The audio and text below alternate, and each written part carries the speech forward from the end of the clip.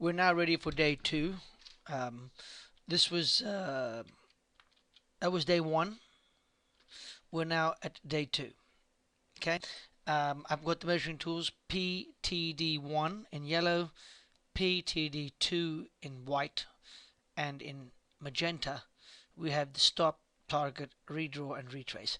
Now we're only interested in PTD1 because it is the first trade of the day, and like at the start of every day, we start with the first set of rules. PTD threshold must be met between the start bar and the current price. So let's have a look. The start bar is the first trade of the first bar of the day. There it is. There, I've marked it, and we'll take our measuring tool.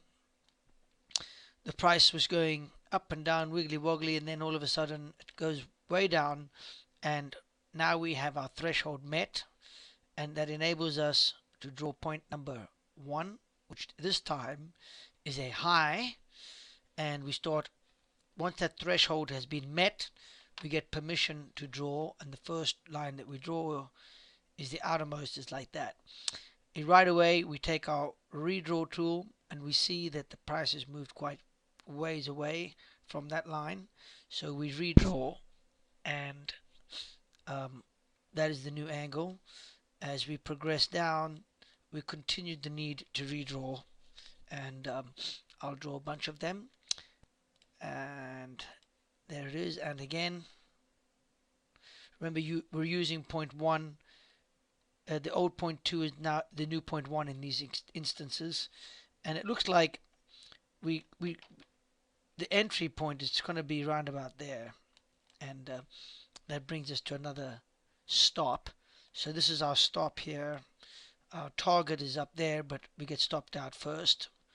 And I'm going to paint a red circle for the negative trade, and then that is the end of trade number one on day two.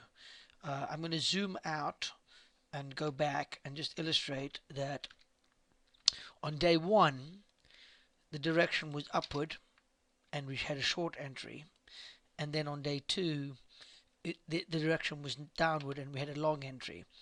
Both of them were stopped out, but the point is that on any given day they can go either direction.